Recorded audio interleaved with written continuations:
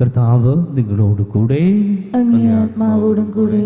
മത്തായിയുടെ വിശുദ്ധ സുവിശേഷത്തിലുള്ള വായന. കർത്താവേ, അങ്ങേക്ക് മഹത്വം.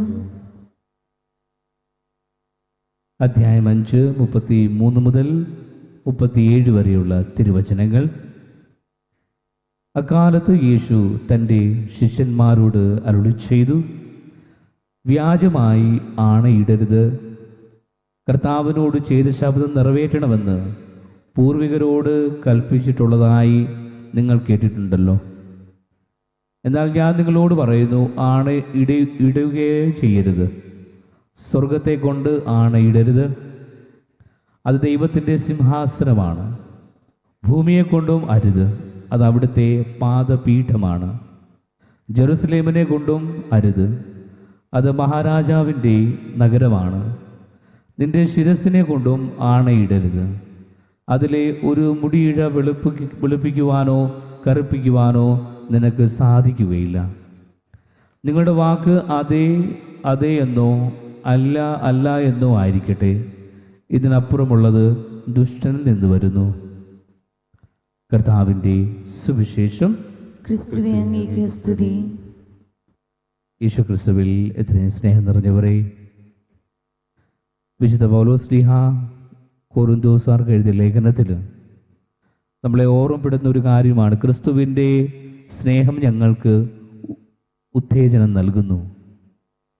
ക്രിസ്തുവിൻ്റെ സ്നേഹമാണ് നമുക്ക് ഉത്തേജനം നൽകുന്നത്.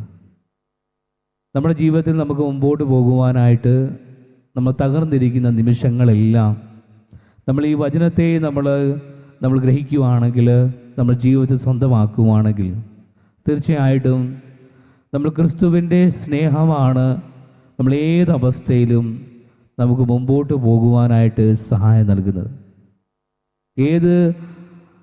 ഏത് സിറ്റുവേഷനിലാണെങ്കിലും, ഏത് സാഹചര്യത്തിൽ നമ്മൾ പതറിനിരിക്കുന്ന സിറ്റുവേഷനിലാണ് ദൈവം എന്നെ സ്നേഹിക്കുന്നുണ്ട് എന്നുള്ള ബോധ്യത്തിൽ നമ്മൾ കടന്നു വരുമ്പോൾ നമുക്കൊരിക്കലും നിരാശയോടോ ദുഃഖിച്ചുകൊണ്ട് ഇരിക്കുവാനായിട്ട് നമുക്ക് സാധിക്കുകയില്ല. കർത്താവ് അതിനായിട്ട് നമ്മളെ അനുവദിക്കുകയില്ല. ദൈവത്തിൻ്റെ സ്നേഹം നമ്മളെ എപ്പോഴും മുമ്പോട്ട് കൊണ്ടുപോകുന്ന സ്നേഹമാണ്. ഏതവസ്ഥയിലും നമുക്ക് മുമ്പോട്ട് കൊണ്ടുപോകുവാനായിട്ട് നമ്മളെ ശക്തിപ്പെടുത്തുന്ന ആ സ്നേഹമാണ്. അതുകൊണ്ട് നമ്മളെ എപ്പോഴും സ്നേഹിക്കുന്ന കർത്താവിൻ്റെ സാന്നിധ്യം നമ്മൾ മനസ്സിലാക്കുക.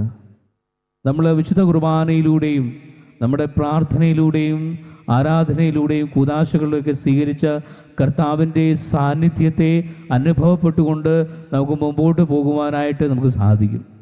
അതുകൊണ്ടാണ് പൗലോസ് ശ്ലീഹ പറയുന്നത്, ക്രിസ്തുവിൻ്റെ സ്നേഹം ഞങ്ങൾക്ക് ഉത്തേജനം നൽകുന്നുവെന്ന്. അതായിരുന്നു ശ്ലീഹന്മാരുടെ ജീവിതത്തിൽ ഏറ്റവും വലിയ സ്വത്ത് എന്ന് പറയുന്നത്, ഏറ്റവും വലിയ പവർ ഹൗസ് എന്ന് പറയുന്നത് ക്രിസ്തുവിൻ്റെ സ്നേഹം അവരുടെ ഹൃദയത്തിൽ എപ്പോഴും ഉണ്ടെന്നുള്ള ആ വിശ്വാസത്തിൽ ജീവിക്കുവാനായിട്ട് കഴിഞ്ഞു എന്നുള്ളതാണ്. അതുപോലെ തന്നെ പൗലോസ് ശ്ലീഹ നമ്മളെ പഠിപ്പിക്കുന്നുണ്ട്, ക്രിസ്തുവിലായിരിക്കുന്ന ഏവനും പുതിയ ഒരു സൃഷ്ടിയാണ്. നമ്മളെപ്പോഴും ഈശോയിൽ കടന്നു വരുന്ന നിമിഷങ്ങളെല്ലാം നമ്മൾ പാപിയാണെന്നോ തെറ്റുകാരാണെന്നോ കുറ്റക്കാരാണെന്നോ എന്നുള്ള ബോധ്യത്തിൽ കടന്നു വരുവാനായിട്ടല്ല, മറിച്ച് നമ്മൾ ഓരോ നിമിഷം കർത്താവിനോട് ചേർന്ന് നിൽക്കുന്ന നിമിഷങ്ങളിലെല്ലാം നമ്മൾ പുതിയ ഒരു സൃഷ്ടിയായിട്ട് മാറുകയാണ്. നമ്മൾ വീണ്ടെടുക്കുന്ന പുതിയ സൃഷ്ടിയായിട്ട് മാറുകയാണ്. അതുകൊണ്ട് നമ്മൾ നോക്കേണ്ടത് മുമ്പോട്ടാണ്. നമ്മൾ പുറകോട്ട് നോക്കാതെ, കുറ്റപ്പെടുത്താതെ, നമ്മളെ കുറ്റബോധത്തിൽ കഴിയാതെ എങ്ങനെ ഓരോ ദിവസവും ക്രിസ്തുവിൽ പുതിയൊരു സൃഷ്ടിയായി നന്മ ചെയ്തുകൊണ്ട് ജീവിക്കാമെന്നാണ് നമ്മൾ ചിന്തിക്കേണ്ടത്.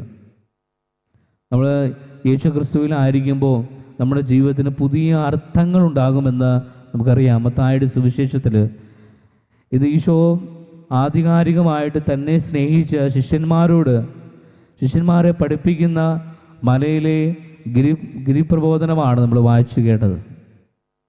കർത്താവ് പറയുന്നത്, നിങ്ങൾ പൂർവികരോട് കൽപ്പിച്ചിട്ടുള്ളതായി കേട്ടിട്ടുണ്ടോ, എന്നാൽ ഞാൻ നിങ്ങളോട് പറയുന്നു എന്നാണ് ഈശോ ശിഷ്യന്മാരോട് പറയുന്നത്.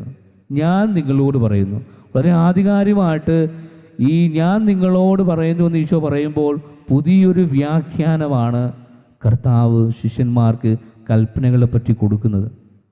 അത് വളരെ നിസ്സാരമെന്ന് കരുതുന്ന കാര്യങ്ങൾ നമ്മൾ ഒരിക്കൽ പോലും ശ്രദ്ധ കൊടുക്കാത്ത കാര്യങ്ങൾ എത്രത്തോളം നമ്മളെ സ്വാധീനിക്കൂ എന്ന് നമുക്ക് മനസ്സിലാക്കാം. എത്രത്തോളം നമ്മളെ അത് അഫക്റ്റ് ചെയ്യുന്നുള്ളത് നമുക്ക് മനസ്സിലാക്കാം. ഇന്നലെയും കഴിഞ്ഞ ദിവസങ്ങളും എല്ലാം നമ്മൾ വായിച്ചു കേട്ടത് വളരെ ക്രിസ്തുവിൻ്റെ പുതിയൊരു വ്യാഖ്യാനമാണ്. നീ സഹോദരനെ കൊല്ലരുതെന്ന് കേട്ടിട്ടുണ്ട്, എന്നാൽ സഹോദരനെ വിഡ്ഢി എന്ന് വിളിക്കുമ്പോൾ നീ പാപം ചെയ്യുന്നു.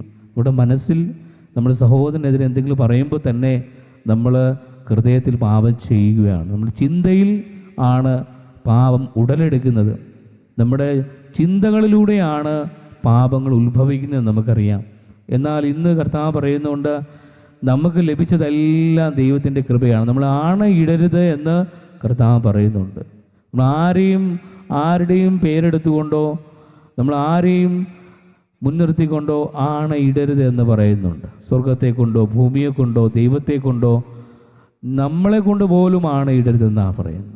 കാരണം എന്താണ്? കാരണം നമ്മളെ നിന്ന് പറയുവാനായിട്ട് നമുക്കൊന്നുമില്ല. നമുക്ക് ലഭിച്ചതെല്ലാം ദൈവത്തിൻ്റെ ദാനമാണ്. നമ്മുടെ ജീവിതം പോലും നമ്മുടെ കുടുംബം പോലും കർത്താവ് നമുക്ക് നൽകിയ ദാനമാണ് എന്നാണ് കർത്താവ് പറയുന്നത്. അതുകൊണ്ട് നമുക്ക് തന്നതെല്ലാം ദൈവത്തിൻ്റെ കൃപയാണ്. അതെല്ലാം ദൈവത്തിന് ആ ഒരു ബോധ്യത്തിൽ നമ്മൾ ജീവിക്കുമ്പോൾ തീർച്ചയായിട്ടും നമുക്ക് എപ്പോഴും ആ സന്തോഷത്തിൽ കർത്താവിൽ ചേർന്ന് ജീവിക്കുവാനായിട്ട് നമുക്ക് സാധിക്കും. എനിക്ക് കിട്ടിയതെല്ലാം ദൈവത്തിൻ്റെ ദാനമാണ്.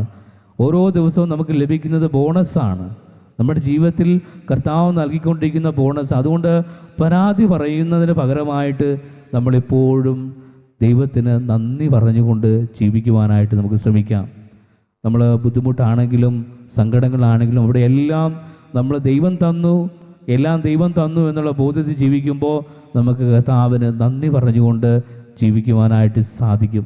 നമുക്ക് ഈ അനുഭവത്തിലോട്ട്, ഈ വെളിച്ചത്തിലോട്ട്, ഈ ബോധ്യത്തിലോട്ട് കടന്നു വരുവാനായിട്ട് പ്രത്യേകം പ്രാർത്ഥിക്കാം. ദൈവം തന്നതാണ് നമുക്കുള്ളതെല്ലാമെന്നും ദൈവത്തിൻ്റെ വിശ്വാസത്തിൽ നമ്മളെല്ലാവരും ഒരു ക്രിസ്തുവിൻ്റെ സ്നേഹം നമുക്ക് ഉത്തേജനം നൽകുവാനായിട്ട് പ്രത്യേകം പ്രാർത്ഥിക്കുകയും ചെയ്യാം. ദൈവം നമ്മെ ഈ അനുഗ്രഹത്തിനായിട്ട് ഒരുക്കട്ടെ എന്ന് പ്രത്യേകം പ്രാർത്ഥിക്കുന്നു.